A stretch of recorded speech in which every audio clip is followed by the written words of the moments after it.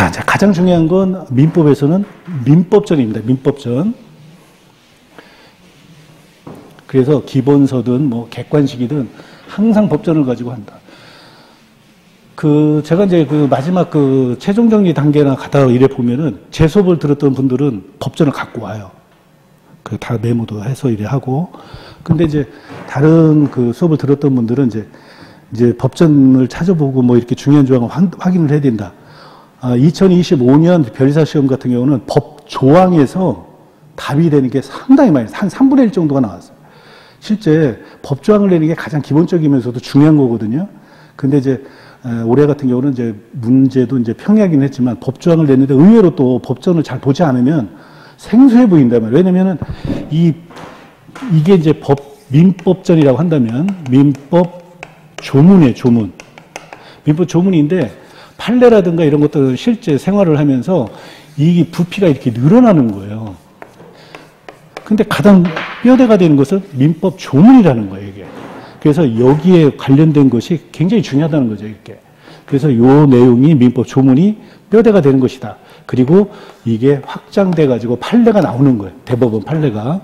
자, 그러면 왜 민법 입문 강의가 필요하냐? 이제 그걸 한번 이제 설명을 드리려고 하는데, 일단 먼저 제가 그 법조항에 먼저 자, 이제 민법전을 이제 준비를 하시고, 자, 변리사 시험은 이제 아시겠지만 1차에는 객관식으로 민법이 들어갑니다. 민법. 그 다음에 2차는 이제 주관식이라고 하죠. 주관식으로 해서 민소법이, 민사소송법이 들어갑니다. 자, 그러면 요 민법은 또 잘해야 또 민소법도 잘하겠죠. 요 민법. 근데 이 민법에 여기 이제 우리가 이제 해야 되는 이 민법이 왜 입문 강의가 필요하냐는 것을 요걸 좀 설명을 드리려고 해요. 객관식은 40문항이 나오는데 민법 총칙에서 한 12개, 물권법에서 또 한 12개. 자, 그러면 민법은 민법 총칙, 또 물권법, 그 다음에 채권법, 그 다음에 이제 가족법, 친족 상속법 그래요. 그래서 민법 제1편, 제2편, 제3편, 친족 상속법 4편, 5편 이러는데 요게 변리사 1차 시험입니다. 1차 시험. 근데 요 민총은 1조부터 해서 184조, 물권법은 185조부터 해서 372조, 그 다음에 채권법은 373조부터 시작해서 766조까지, 그 다음에 가족법은 1118조까지 이렇게 되어 있어요. 요게 이제 시험인데, 민총에서 12개, 물권에서 12개, 나머지 16개가 여기서 이렇게 보통 나와요.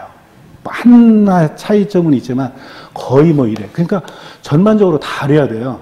전반적으로. 그리고 중요한 조항을 확실히 알아야 돼요. 확실히. 자, 그런데 왜 그러면은 기본 강의 바로 하면 되는데 왜 입문 강의라는 걸 이런 걸 따로 만드느냐. 그것은 들었던 것과 안 들은 것 천지 차이가 난다는 거예요. 자, 제가 그래서 지금 이제 법전을 한번 이제 보시기 바랍니다. 그러면 법전을 보게 되는데 여기 우리가 이 민법, 요 민소법 그래도 요 민법을 실체법이라고 해요. 그 다음에 민소법을 절차법이라고 합니다. 절차법, 실체법, 절차법. 그러면 실체라는 건 권리 의무 관계를 규율하는 거예요. 형법도 실체법이라고 하는데 사람을 살해한 사람은 250조에서 5년 이상 징역에 처한다 이래요. 그러면 징역을 살는 거예요. 왜? 그 형법에서 그렇게 규정을 해놨다면 권리 의무를 규정을 하는 거예요. 자, 그러면 자 이제 법전을 한번 이제 우리가 이제 찾아보겠습니다. 그러면 왜 민법 입문 강의가 왜 필요하냐? 우리가 이제 216조를 한번 보세요. 실체법이 뭘 말하는지. 자, 216조를 한번 찾아봐봐요. 법전에. 이렇게 이제 법전에 실체 한번 찾아보는 것도 공부예요, 공부. 자, 그래서, 법전에 이제 처음부터 막 우리가 볼펜으로 뭐 이렇게 체크하지 마시고 그냥 연필 같은 거라든가 살짝 이런 걸로 한번, 조항이 중요한 건 굉장히 중요하고 몇 번을 보게 돼요. 합격할 때까지. 어떤 걸 하나도 안 보는 경우도 있어요. 예? 시험에 안 나오는 조항도 있다, 이 말이에요. 시대가 바뀌어지면서도 그렇고, 그러면 216조에 보면은 인지사용 청구권이라는 게 나와요. 인지사용 청구권. 인지사용 청구권.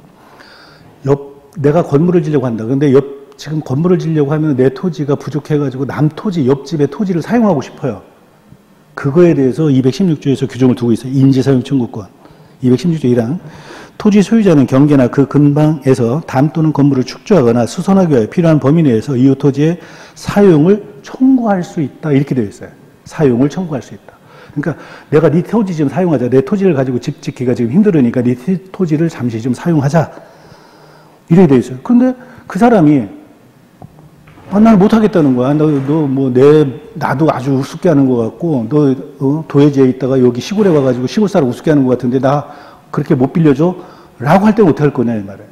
그러면 우리가 민법이라는 것은 실체법, 그런 권리 의무 관계를 규정하는 법이라고 했으니까 뭘 해결을 해줄 거 아니에요. 그죠? 그러면은, 자, 389조를 한번 보세요. 그 사람이 그 허락을 안 해줘요. 그러면은, 389조에 보면 뭐라고 되어 있냐면은 이런 말이 나와 있어요.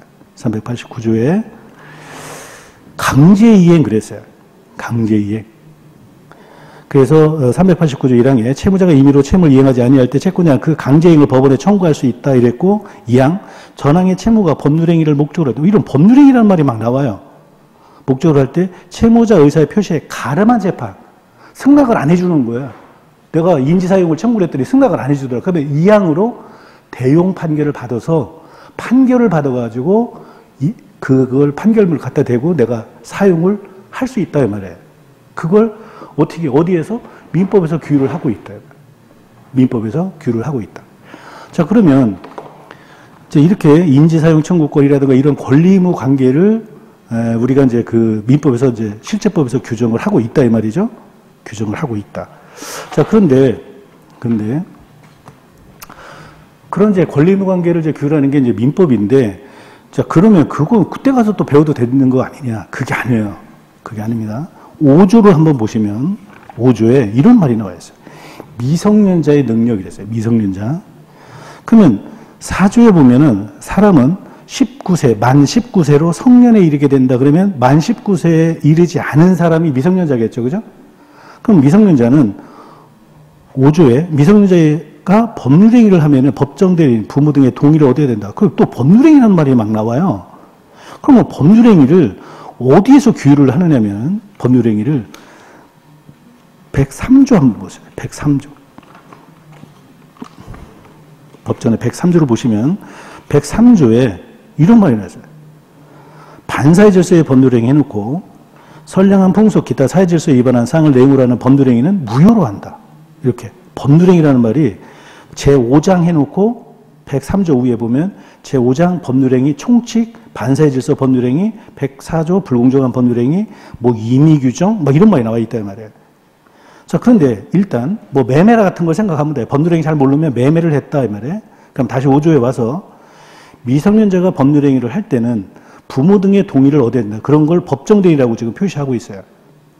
그런데 5조 2항에 바로 뭐라고 되어 있냐면은 전항의 규정에 위반한 행위는 취소할 수 있다라고 이렇게 되어 있단 말이에요.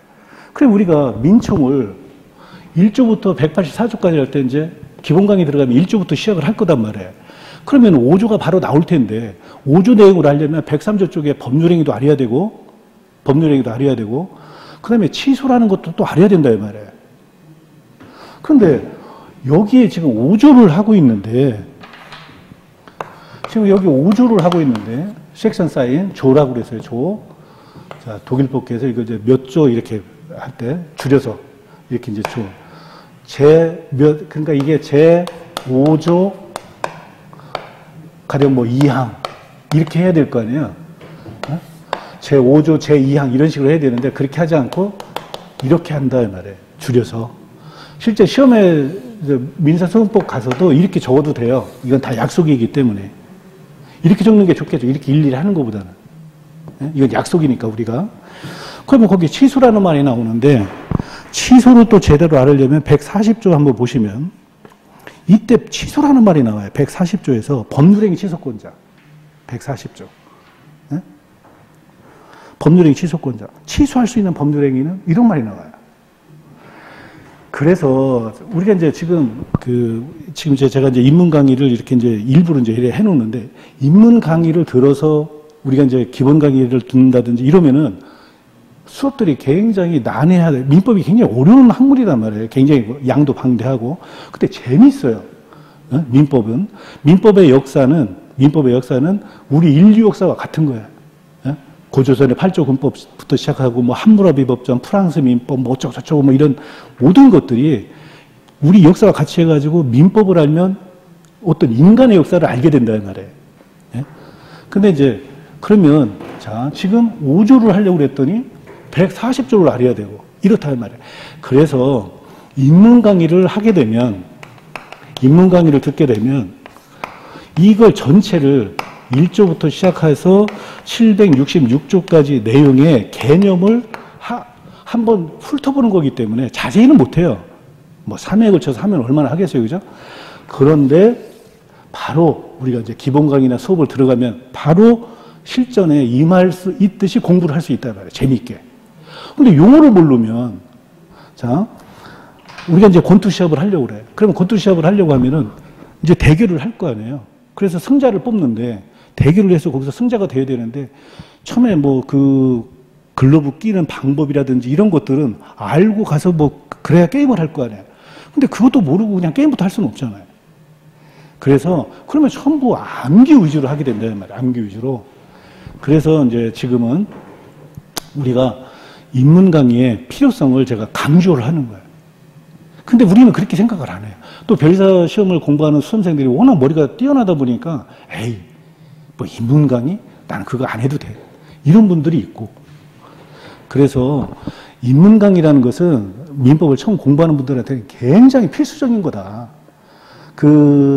서울대 법대 그 전에 이제 제가 신림동에서 이제 강의를 할 때, 이제 공대 수험생들은 이제 민법 신림동 와서 많이 수업을 들어요. 이제 법대생들은 이제 자기네들이 이제 거기에서 또 뭐 수업 듣는 친구들도 있고, 또 그 학교 내 수업을 따라가기 힘들으니까 이제 또 수업을 안 듣는 수험생들도 많고 이러는데, 근데 그 양창수 대법관이 이제 그 전에 서울법대 교수 있을 때 민법 입문 강의라는 걸 만들었어요. 왜 만들었느냐?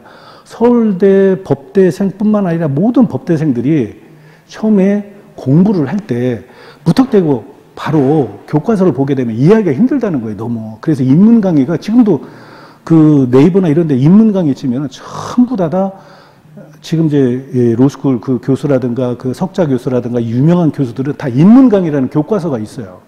입문 강의. 그래서 민법을 제대로 하려면 처음에 하는 분들은 입문 강의를 반드시 먼저 해야 기본 강의의 내용을 제대로 이해할 수 있다 이 말이에요. 이해 가죠? 자, 그러면 우리 민법은 자, 이런 형태로 지금 이렇게 이제 되어 있다고 그랬죠. 민법 총칙이 이렇게 되어 있어요.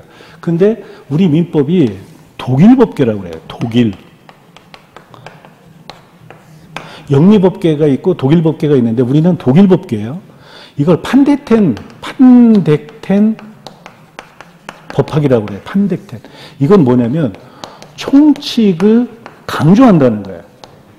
네? 총칙. 이념적인 어떤 총칙 이렇게. 이게 무슨 말이냐? 민법 총칙 그랬잖아요. 여기에 공통된 원리를 여기다 갖다 놓은 거예요. 공통된 원리를. 그러니까 얼마나 어렵겠어요. 그죠? 이게. 근데 민법 총칙이 또 있는데 물권법도 물권법 총칙이 있고 물권법 각칙이 있고 채권법도 채권법 총칙이 있고 채권법 각칙이 있고 이렇게 총칙을 먼저 앞에다 갖다 놓는 거예요. 이 원리에 공통된 원리를 여기다 갖다 놓으니까 이 공통된 원리 이걸 이해하려면 여기 내용을 어느 정도 알아야 이걸 알 거 아니에요. 그죠? 그렇기 때문에 민총 수업을 처음부터 들으려면은 이 채권법의 내용의 어느 일부를 좀 알아야 되고 여기도 일부를 알아야 되고 여기도 일부를 알아야 이걸 아는 거예요. 그래서 입문 강의가 필요한 거예요. 지금 봤잖아요. 5조에 취소라는 말이 나오고 그죠? 취소라는 말이 법률행위라는 말이 나온단 말이에요. 그러면 자 5조에서 미성년자라는 말이 나왔고 또 법률행위라는 말이 나왔고 거기 법정 대리라는 말이 나왔고 취소라는 말이 나왔다는 말이에요. 이렇게. 근데 요거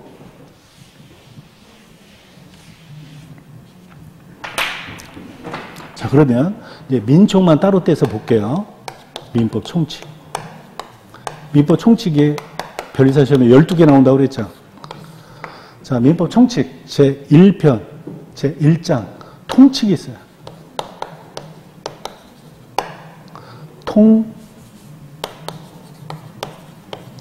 총칙의 통칙.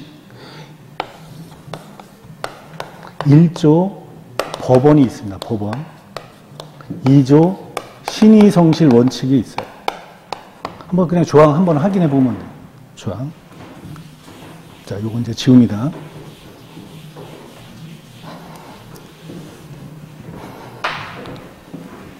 그 다음에 제2장 사람에 대해서 규정했어요. 여기 사람. 그 다음에 제3장 요 사람은 우리가 자연인, 우리가 이제 중고등학교 때 이제 이 사람 자연인이 있고 법인이 있어요. 법인. 요 자연인은 우리가 이제 그 천부적 인권, 그런 이제 근대 어떤 계몽주의라든가 그런 원리도 알아야 돼요. 천부적 인권. 그래서 천부적 인권을 갖고 있다. 사람은 생존하는 동안 권리의 주체가 된다. 법인은 국가가 만든 거예요. 그래서 여기 3장에는 법인에 대해서 규정을 두고 있어요. 그 다음에 제4장에는 우리가 이제 그 재산권과 관련되어 있는 가장 기본이 되는 우리가 살아가는데 제일 필요한 것들이 재산이잖아요. 그래서 물건에 대해서 규정을 두고 있어요. 부동산, 동산. 이렇게. 그 다음에 이제 제일 중요한 제5장에 법률행위에 대해서 규정을 두고 있어요. 법률행위. 그 다음에 제6장은 날짜 계산하는 것, 기간에 대해서 기간, 제5장. 그 다음에 제6장, 그 다음에 제7장, 소멸시효에 관해서 규정을 두고 있어요. 시효제도에 대해서 규정을 두고 있다. 자, 그러면 5조에서 이렇게 지금 하고 있잖아요. 5조. 그러면 여기 미성년자 이건 여기에 들어갈 거예요. 여기. 그죠? 여기. 그러면 여기 자연인, 여기 자연인에는 능력이라는 그 다음에 자연인의 주소에 대해서 그리고 그 사람의 이제 집을 떠나서 이제 부재자가 됐다든가 그 다음에 실종이 됐다든가 이러한 제도에 대해서 규정을 두고 있어요. 여기 능력. 그러면 여기에 미성년자가 여기에 들어갑니다. 이제 다시 구체적으로 볼 거예요. 자, 법인. 이건 뭐 법인은 이제 국가가 만든 거예요. 국가가 법률로서 이제 인격체를 만든 거예요. 법률로 어떻게 보면은 이제 법률로서 만든 거예요. 이렇게. 그다음에 물건 98조 이하에 이렇게. 그럼 여기는 이제 3조부터 이렇게 되어 있고 법인은 31조부터 이렇게 되어 있고 그다음에 물건은 98조 이하. 그다음에 이제 중요한 게 이 법률행위라는 건데 모르면 그냥 매매를 생각하시면 돼요. 매매. 이 법률행위 매매는 다시 워낙 중요해서 법률행위 총칙이라고 있어요. 103조부터 시작해서 그 다음에 법률행위는 의사표시로 구성되어 있다고 그러는데 이것도 다시 설명합니다. 여기 107조부터 이렇게. 그 다음에 여기 이제 대리가 있어요. 대리. 114조부터. 그 다음에 무효와 취소에 대해서 137조부터 시작되는데 이 취소가 여기와 관련된 거예요. 취소. 법정 대리는 요거 능력을 할 때 하는데 저 법정 대리는 구체적으로 가족법에 있어요. 그러니까 자세한 내용은 우리가 대충 좀 요런 게 친권자가 있고 친권자 부모가 없을 때는 후견인이 있구나. 삼촌 이런 사람들. 그런 거 구체적인 내용의 자세한 내용은 가족법에 있어요. 그다음에 부관, 조건, 기한. 뭐 시험에 합격하면 뭐 사줄게 이런 걸 뭘 붙이는 거 이런 거에 대해서 규정을 두고 있다는. 그 다음에 소멸시효가 이제 이렇게 162조부터 이렇게 이제 시작되고 있는데, 그러면 5조를 하나 하려면 벌써 여기를 알아야 되잖아요. 5조, 미성년자 여기. 법률행위를 하려면 또 여기를 와야 된다. 그리고 또 취소를 하려면 여기를 와야 돼요. 이때 가서 배운다, 이 말이에요. 제대로. 그러면 우리가 민법 입문 강의를 함으로 인해 가지고 그 어떤 틀이라도 좀 잡아놓으면은 이때 구체적으로 들어갈 때 깊은 내용을 쉽게 이해할 수 있다, 이 말이죠. 그래서 입문 강의가 필요한 거예요. 그러면은 법을 전공하려는 법대생도 처음에 그 기본서를 바로 보기가 힘들으니까 입문 강의 교과서를 보는데, 입문 강의 교과서가 보통 400~500페이지예요. 입문 강의 교과서들이 지금. 예? 근데 우리는 그걸 지금 작년에 한 30몇 쪽 했다가 지금 한 20몇 쪽으로 줄여놨어요. 이렇게. 그러니까 굉장히 압축해놓은 거예요. 별사 민법에 맞춰가지고. 그러니까 입문 강의가 그래 필요하다. 이렇게 이제 생각을 하시면 되는데,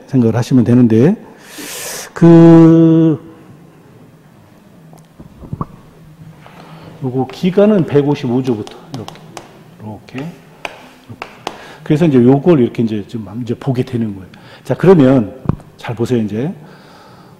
우리가 이제 지금 이제 이게 민총이 1조부터 해서 이제 여기까지인데, 그럼 이제 대충 이제 여기 판서를 해놨기 때문에, 그럼 1조 법원은 뭐냐? 이 통칙은 뭐냐? 이 통칙이라는 것은 총칙 중에서도 가장 기본이 되는 거다, 이 말이에요. 통한다, 이 말이에요. 그러니까 이 통칙은 민법 전반에 걸쳐서 다 통한다. 전반에. 다 써먹어라, 이 말이에요. 그래서 1조 법원은 가끔 법원을 말하는 게 아니에요. 우리가 독일법계라고 그랬죠. 독일법계는 성문법주의예요. 성문법, 불문법을 알 거예요. 그죠? 성문법, 불문법을 알죠. 성문법, 우리가 이렇게 법전을 만들어서 하는 이런 것을 성문법주의라고 하고, 어떤 관행이라든가 이런 걸로 해서 영미법 같은 경우는 어떤 관행을 판례를 기준으로 해가지고 해결을 한다, 이 말이에요. 그런 걸 불문법 그래요. 그러니까 재판의 기준이 되는 거예요. 아까 우리가 인지사용 청구권, 그 민법의 규정을 가지고 해결을 했잖아요. 무슨 주의예요? 성문법주의다, 이 말이에요. 성문법주의. 그래서 재판을 할 때는 성문법주의니까 우리가 이제 헌법에 우리가 법치주의를 채택하고 있다. 37조에 보면 모든 국민의 권리와 의무는 법률서, 국회가 제정한 법률로서 제한을 한다, 이렇게 되어 있단 말이에요. 그게 법치주의예요. 법치주의. 그래서 재판의 기준이 되는 거, 요게 법원이라고 하는 거예요. 법원. 그 순서에 관해서 규정을 두고 있어요. 그러면 이제 기본서 들어가면 바로 이 순서, 이제 시험에 나오는 걸 바로 들어가야 된단 말이에요. 그러면 이거 할 때 법원의 개념을 알아야 될 거 아니에요. 개념 자체를 시험에 내지는 않겠지만. 그 다음에 신의성실 원칙이 나오는데, 이 신의성실 원칙은 실제는 아까 민법, 총칙, 물권법, 채권법이 이렇게 있어요. 채권법. 근데 이 신의성실 원칙은 원래 로마 이래로 채권, 이렇게 권리, 매매 이렇게 당사자 간에 주로 문제가 됐던 거예요. 상대방 입장을 배려해줘라, 이런 말이에요. 신의성실 원칙. 자, 그러면 어떤 사람이 이제 중매로 해서 약혼을 이것도 판례인데, 약혼을 하려고 그래요. 이제 혼인을 하려고 약혼을 하는 거예요. 약혼. 그런 내용은 이제 가족법에 있는데, 그러면 약혼을 할 때 자기 직업이라든가, 이제 결혼할 사람들이 직업이라든지 건강 상태라든지 하는 것을 상대방한테 제대로 보여줘야 될까요? 숨겨야 될까요? 보여줘야 되겠죠. 그게 실질상 의무라고 그래요. 약혼하는 사람은 그러한 권리 의무가 있다고 법에 되어 있지 않아요. 하지만 우리는 그렇게 해야 된다라고 생각해요. 상대방 입장을 배려하는 거예요. 이게. 그러면 이 신의성실 원칙을 제대로 이해하려면 민법 전체를 다 알아야 돼요. 얼마나 어려운 거예요, 이게. 신의칙을 알으려면. 그러니까 이건 그렇다 치더라도 이걸 알으려면 물권도 알아야 되고, 이 신의성실 원칙은 신의성 원칙, 요걸 이제 대표적이니까 여기다 갖다 놓은 거예요. 또 권리, 남용, 금지의 원칙, 이렇게. 신의성실 원칙, 권리, 남용, 금지 원칙, 이렇게 2조 1항 2항 이렇게 되어 있는데 원래는 로마법에서는 이게 채권법 영역에서 문제가 됐고 요 권리남용 금지 원칙은 물권법 영역에서 문제가 됐던 거예요. 그랬는데 우리는 이제 스위스 민법의 영향을 받아서 여기다 갖다 놨어요. 한꺼번에. 그러면 이것도 알아야 되고 이것도 알아야 되고 그래야 이걸 제대로 이해를 한다 이 말이에요. 그러니까 이런 어떤 그 역사적인 유래라든지 이런 것들을 우리가 지금 이렇게 인문 강의를 통해 가지고 그런 배경을 우리가 이제 알게 되면은 어렵지 않다 이 말이에요. 좀 덜 하다 이 말이죠. 그죠? 좀 재밌게 접근할 수 있다 이 말이에요. 자, 그러면 제가 우리가 이제 여기에 그 개념들이 나와 있는데 개념들은 또 제가 설명을 하면 또 읽으면 쉽게 이해될 수 있으니까 제가 뭘 위주로 한다고 그랬어요? 법전을 가지고 위주로 한다고 그랬죠? 자, 그러면 1조 법원 한번 보세요. 자, 1조 법원. 우리가 이제 민사가 있고 형사가 있잖아요. 민사에 관해서 우리 민법 영역에 관해서 법률의 규정이 없으면 그러니까 성문법주의를 취하는데 법률의 규정이 없을 때 불문법에 따르라 이렇게 되어 있어요. 관습법에 의하고 관습법이 없으면 조리, 사물의 이치, 법관의 양심 이런 걸로 재판을 하라 이 말이에요. 그런 의미로 해놓은 거예요. 법원은 한자로 해놨죠. 일부러. 법원은 각급 법원 이런 게 아니라 재판의 기준이 되는 걸 말하는 거다 이 말이에요. 재판의 기준이 되는 거. 그 다음에 신의성실 이랬어요. 1항 권리의 행사와 의무의 이행은 신의에 쫓아 성실히 하여야 한다. 약혼하는 사람은 그러한 의무가 있다 이 말이에요. 이게 신의성실 원칙이에요. 1항이. 2항은 신의성실 원칙 중 권리는 남용하지 못한다. 권리 남용 금지 원칙이라고 해요. 이게. 그리고 여기에 또 여러 가지 파생 원칙이 나와요. 그런 걸 이제 기본서를 통해서 보는 거다 이 말이에요. 그래 놓고 이제 인이 나옵니다. 인. 여기 인이 나와요. 인이 나오는데 여기 인은 지금 여기 능력이 이렇게 있죠. 능력. 이게 굉장히 어려운 말이에요. 능력. 그 사람 능력이 있다. 이런 능력이 아니에요. 자격을 말하는 거예요. 자격. 자격.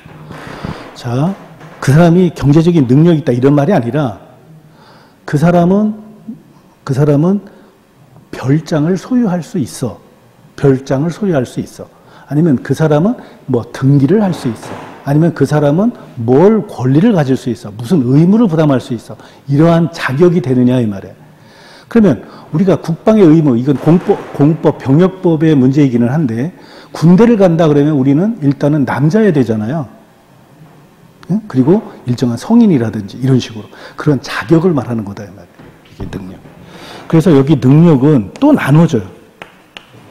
권리 능력, 의사 능력, 그냥 개념만 아는 거예요. 행위 능력. 이렇게. 자, 이 능력은 자 보세요.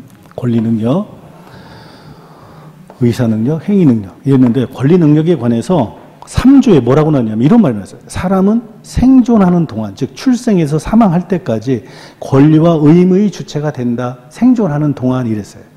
출생에서 사망할 때까지. 그러면 죽으면 권리 능력이 없다 이 말이죠. 그러면 권리 능력이 출생에서 사망할 때까지라고 되어 있다 이 말이에요. 이때 권리 능력이 있다는 말이에요.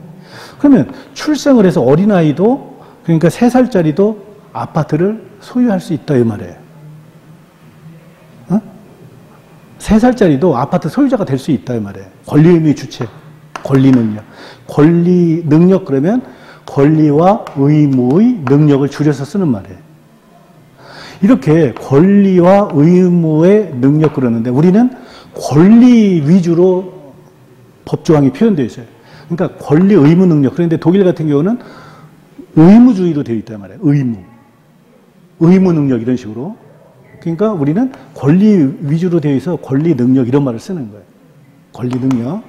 그 다음에 의사 능력이라는 건 사람은 생존하는 동안에 나이가 출생을 하면서 나이가 이렇게 좀 올라가면서 미성년자가 되고 어린아이가 미성년자가 되고 성인이 되고 뭐 이럴 거 아니에요. 그러면 자기 행위를 이해하는 거예요. 이해하는 능력을 의사 능력, 그냥 대충 개념만 이해해도 돼요. 뭐 자세한 내용은 이제 기본서를 통해서 지금 이제 기본서도 지금 올해 제가 이제 오늘 와서 받았는데 기본서도 지금 나와 있어요. 그래서 이렇게 자기 행위를 이해할 수 있는 능력을 의사 능력이라고 그래. 이걸 뭐라고 한다? 의사 능력. 이게 불법 행위에 가면 불법 행위 능력이라는 말을 써요. 자기가 한 게 이건 안 좋은 거야. 이렇게 이해할 수 있는 의사 능력. 그 다음에 행위 능력. 자기가 만 19세 이제 이상이 되면 요건 보통 한 12세에서 14세 정도면 이제 자기가 이해할 수 있다 이렇게 생각을 해요. 그러니까 사람은 자연인은 성숙 단계를 거치죠. 그래서 권리 능력, 의사 능력, 행위 능력. 그래서 행위 능력이라는 건 단독으로 자기가 완전 자유롭게 법률 행위를 할 수 있는 능력 이런 말을 해요. 단독으로 완전 유효하게 법률 행위를 할 수 있는 자격. 성인이 대표적이에요. 근데 나이가 성인인데라도 정신적 장애가 있다든가 하는 사람이 있을 수 있잖아요. 그런 걸 옛날에는 행위 무능력자 그랬는데 지금은 제한 능력자 이런 말을 써요. 제한 능력자. 지금 대충 한번 보는 거야. 대충. 행위 능력. 이렇게. 그러니까 권리 능력, 의사 능력, 행위 능력, 자격에 대해서 규정을 하고 있다 이 말이에요. 여기에서. 그래서 3조부터 시작을 해서 이렇게. 그다음에 사람은 일정한 주소가 있어요. 주소. 사람은 주소 18조 이렇게. 이건 뭐 잘 시험에 안 나오는데 그래도 이제 우리가 이제 주소 이런 말을 많이 쓰잖아요. 그래서 옛날에는 뭐 번지 그랬는데 지금은 이제 뭐 우리가 그 도로명 주소 뭐 이런 걸 쓰잖아요. 이렇게 주소 그랬는데 그런 민법상 주소가 이제 이렇게 나와요. 그러니까 민법에서 하는 말이에요. 주소. 생활에 근거되는 곳 이렇게. 그다음에 그 사람이 실종이 된다든가 하는 거 부재자 제도 실종, 선고제도라는 걸 이렇게 두고 있어요. 부재와 실종. 근데 원래는 이 실종 선고제도가 변리사 시험은 케이스로 잘 나오는 편이에요. 어려워요. 이게 나오면 가족법도 어느 정도 또 알아야 돼요. 그런데 행위 능력자 제도가 2000년도에 이제 새롭게 그 법을 개정을 하면서 대폭적으로 여기에 새로운 내용이 들어갔어요. 2000년도에. 2000년대. 그래가지고 여기를 내다보니까 이런 어려운 문제는 좀 지금은 약간 등한시하고 있는데 최근에도 나온 적이 있어요. 그래서 그런 걸 볼 때 좀 이렇게 다루면 된다. 이렇게. 그러면 요때 요거 이제 능력에 관해서 이제 주로 이렇게 이제 보게 될 테고 그 다음에 또 뭐가 있다고 그랬어요 여기? 법인이 있다고 그랬죠. 법인. 자, 우리가 헌법에 보면 모든 국민은 법 앞에 평등하다 그래요. 모든 국민은 할 때 이 국민은 우리가 자연인도 들어가고 법인도 들어가는 거예요. 모든 국민 법인. 사단법인, 재단법인 이래가지고 우리가 뭐 주식회사 막 이런 경우도 있잖아요. 그죠? 근데 이제 주식회사 이런 경우는 워낙 그 복잡한 법률 문제들이 있고 또 사회적 책임이 강조되다 보니까 상법이라는 영역이 따로 있어요. 상법. 그래서 우리 이 법인은 비영리를 목적으로 해요. 비영리. 이건 국가가 만드는 거예요. 국가가. 그래서 법인이 사람은 출생을 하면은 권리 의무의 주체가 되는데 법인은 국가가 일정한 요건을 갖춰서 어떻게 해야 법인이 된다라고 되어 있어요. 그래서 그걸 우리가 확인을 하는 거예요. 법인은. 근데 이 법인은 31조부터 시작을 하는데 여기 굉장히 독특한 이 내용인데 법인은 민총에서 딱 나오고 나서는 그다음부터는 법인이라는 게 안 나와요. 우리 민법에. 그러다 보니까 이 법인에 우리 민법에 함축적인 의미가 다 포함되어 있어요. 또 법인에. 네, 그래서 이 법인은 이제 이따 또 다시 한번 이렇게 보고 그 다음에 물건이라는 거 토지, 건물 이런 물건에 대해서 일반적인 규정을 두고 있어요. 이렇게. 일반적인 규정을 두고 있다. 요거 동산, 부동산. 근데 변리사 시험에 많이 나오는 게 뭐냐면은 변리사 시험에 많이 나오는 게 뭐가 있느냐면은 주물, 종물 이런 주물, 종물이라는 말이 나와요. 사람으로 치면 주인이 있고 머슴이 있다. 주인이 있다. 아니면은 여기에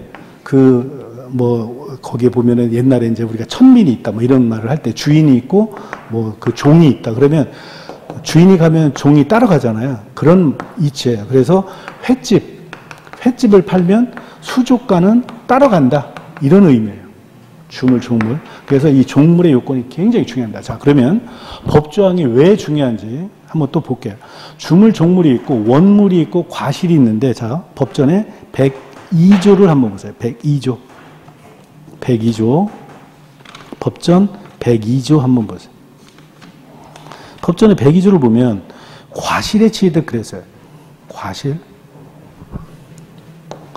자, 주물, 종물이 있다고 그래요. 이제 물건을 나누는 거예요. 뭐 동산, 부동산, 우리가 뭐 사람도 보면은 뭐 혈액형으로 A, B, C, D형 나오고 뭐 MBTI 뭐 이렇게 구분하고 남녀노소 뭐 이렇게 구분하듯이 물건도 동산, 부동산, 주물, 종물, 또 원물, 과실, 원물, 과실 이래서 과실은 다시 뭐 천연과실, 뭐 법정과실 이런 말을 써요. 자, 집이 있다. 집을 세를 놨다. 사용료를 받는다. 월세를 받는다. 그러면 집이 있어요. 원물. 근데 세를 받아야 과실. 그런데 천연과실은 그 물건 용법에 의해서 자, 배나무에서 배를, 사과나무에서 사과를 그러면 배나무, 사과나무가 있고 과일이 있다는 말이에요. 이렇게. 배나무에 배, 사과나무에 사과. 이렇게 배나 사과 이런 걸 천연과실이라고 그래요. 천연과실. 그 다음에 법정과실은 월세 이런 걸 말해요. 월세. 그냥 개념만 이해한다. 그냥 한번 훑어본다. 이렇게 생각해요. 우리 민법 전체를 한번 빨리 봐야 되는 거니까. 그렇지 않으면 이거 이렇게 빨리 한번 보지 않으면 나중에 이제 기본 강의나 뭐 이렇게 이제 뭘 들어갈 때 개념 때문에 뭐 물론 요새는 뭐 인공지능이라든지 뭐 네이버라든지 이런 뭐 다음이라든지 이런 검색을 하면 금방 개념이 떠올라요. 나와요. 예전부터 공부하기는 굉장히 좋아요. 하지만 그게 일일이 그런 걸 검색을 해가지고 머리에 쏙쏙 들어오냐 그렇지도 않다 말이에요. 그래서 법전을 보면서 공부를 해야 가장 좋다. 그러면 자, 요 천연과실 사과나무의 사과나무가 원물, 사과가 천연과실이다. 그러면 한번 102조로 한번 연습해 볼게요. 102조 1항에 보면 천연과실은 그 원물로부터 분리하는 때 이를 수취할 권리자에게 속한다 그랬어요. 이게 무슨 말이냐? 천연과실은 분리한 때 수취한 자에게 속한다라고 되어 있어요? 그게 아니죠. 수취한 자에게 속한다 그러면 내가 시골에 놀러 갔다가 막 사과나무에 사과가 주렁주렁 달려, 포도나무에 포도가 달려 있어요. 딸기가 있어요. 그러면은 내가 그걸 땄다 이 말이에요. 그러면 내 거라는 말에 수취한 자 이러면 그게 아니죠. 그러면 절도범이 갖는다는 말이에요. 그게 아니다 이 말이에요. 뭐라고 되어 있어요 그게? 102조의 1항에. 천연과실은 원물로부터 땄을 때 이를 수취할 권리자. 그러니까 과수원 주인이 땄다. 그러면 과수원 주인 거다 이 말이에요. 근데 지나가는 사람이 땄다. 그러면 지나가는 사람 게 아니다 이 말이에요. 분리했을 때 소유자가 가져요. 그런데 소유자가 만약에 그 토지를 임대했다. 그러면 임차인 거다 이 말이에요. 이해가죠? 올해 시험에 약간 케이스로 해서 올해 시험에 그런 게 나왔어요. 이렇게. 법조항을 정확히 이해하는 게 중요하구나. 정확히. 근데 또 어떤 법조항은 약간 그 기술 서술된 게 잘못되어 있는 것도 있어요. 예? 왜 그러느냐? 우리가 1910년도에 일제가 이제 합병을 하면서 침탈을 하면서 1910년도부터 시작해가지고 우리가 해방될 때까지 1945년 때까지 일본 민법이 시행됐단 말이에요. 그리고 1945년부터 해방이 됐는데 1960년까지 일본 민법을 썼어요, 우리가. 1960년. 근데 1950년도에 해방이 됐잖아요. 해방이 됐단 말이에요. 1950년에 전쟁이 났단 말이에요. 45년도 해방이 됐는데 그러면 해방이 되면서 우리 민법을 어떻게 보면 이제 주권 국가니까 우리 민법을 만들 거 아니에요. 일본 민법을 이제 그 모방을 해서 이제 만들었는데 전쟁통에 하다 보니까 완비가 되지 못했다 이 말이에요. 그러니까 약간 서술 형태가 좀 어려운 것도 있어요. 좀 잘못되어 있는 것도 있고. 그래서 뭐 많이 바로잡기도 하고 이러는데, 자, 그러면 이렇게 원물, 과실 이런 경우도 이제 이렇게 지금 나와 있었단 말이죠. 지금 여기 물건 한번 이제 요거 본 김에 이래. 근데 여기는 또 이제 그렇다 치고 이 법률행위라는 게 이제 나와요. 법률행위. 자, 이제 우리 변리사 시험에 사식문항 중에 저 법률행위와 관련된 게 3분의 2가 나와요. 3분의 2. 법률행위와 관련된 게 3분의 2. 3분의 1이 이제 다른 거예요. 자, 그걸 지금 설명을 할 거예요. 자, 우리 민법은 가장 중요한 게 민법전이라고 해죠, 지금. 근데 민법보다 더 고차원적인 법이 있어요. 그게 뭐예요? 헌법이에요, 헌법. 헌법, 그죠?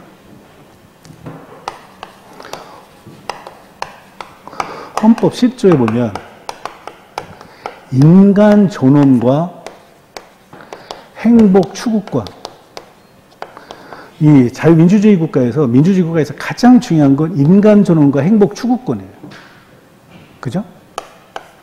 그러면 인간 존엄과 행복 추구권을 실현하기 위해서는 국가도 당연히 그걸 보장을 해야 되고 노력을 해야 되죠. 실현하기 위해서는.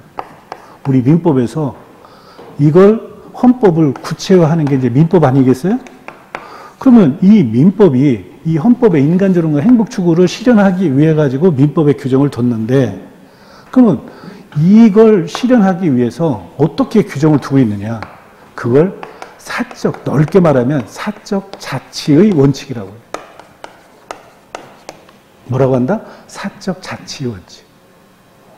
그래서 이런 설명을 해가지고 여기를 들어가야 우리가 재미있고 너무 추상적이지 않다 이 말이에요. 헌법부터 들어가야. 자, 그러면 사적 자치 원칙이라는 것은 우리가 이제 이거 넓게 보느냐 좁게 보느냐 이제 이런 말을 하는데, 이건 중고등학교 때도 사적 자치 원칙을 배웠다 이 말이에요. 자, 그런데 이걸 이제 구체적으로 우리 민법에서 어떻게 실현하고 있느냐? 자, 사적 자치 원칙은 자아를 어떻게 실현해야 돼요? 자아를 자기가 원하는 대로 실현을 해야 되죠. 그죠? 자, 원하는 실현대로. 그러면은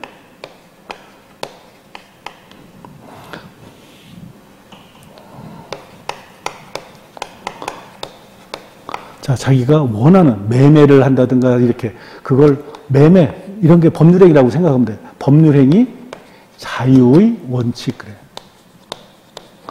이건 자기가 가령 뭐 시험을 본다, 매매를 한다, 자기가 취업을 한다. 전부 자기가 의도해서 하는 거야. 의도해서 하는 거야. 의도.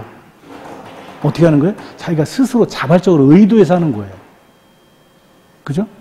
그러면 미성년자 같은 경우는 어떻게 되어 있어요? 자기가 그런 능력이 떨어지니까 부모가 도와줘야 되겠죠.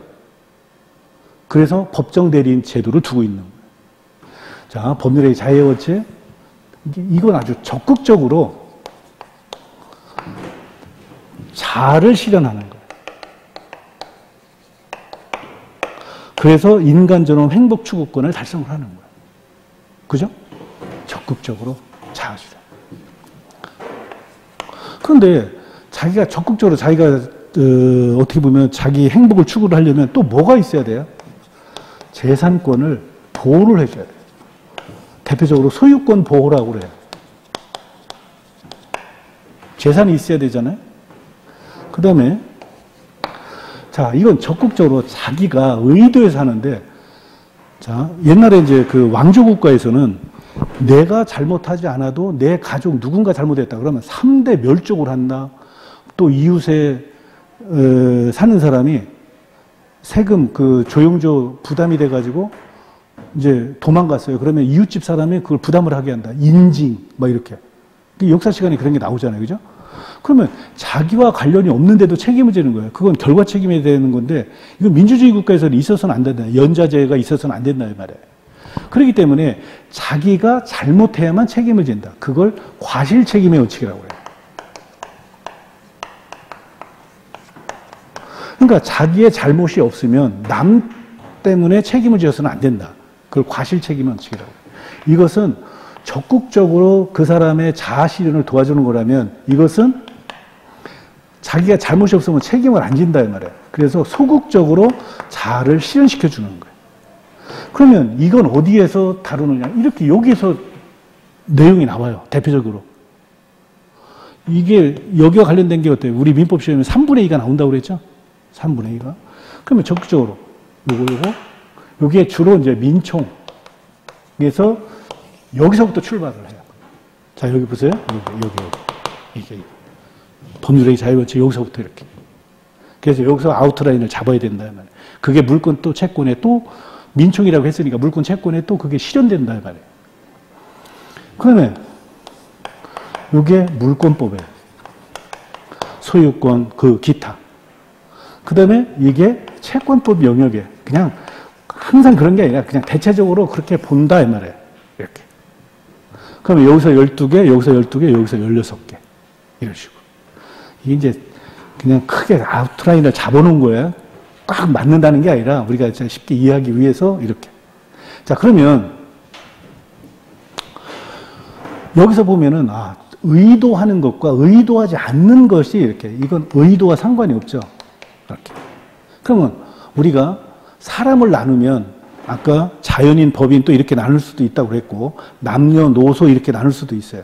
그러면 민법을 그러면 어떻게 나눌 수 있느냐? 딱 두 가지로 나눠봐라.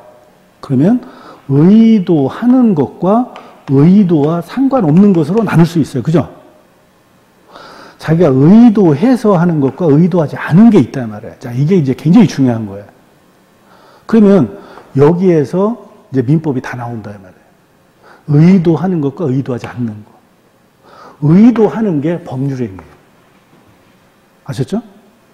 의도하지 않는 걸 법에서 정했다. 자, 이제 대표적으로 한번 봅니다. 390조, 750조를 보세요. 자, 법전 390조, 750조. 과실 책임 원칙이라고 하는 건데 390조에 보면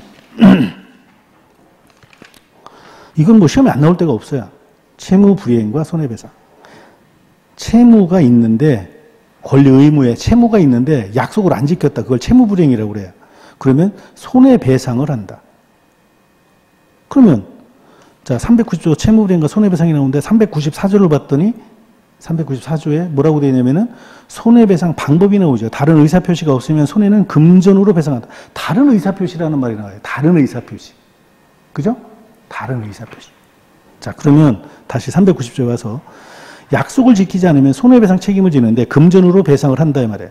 채무자가 채무 내역에 쫓은 이행을 하지 아니할 때 채권자는 손해배상을 청구하는데 다른 특별한 의사표시가 없으면 뭘로 배상을 청구한다?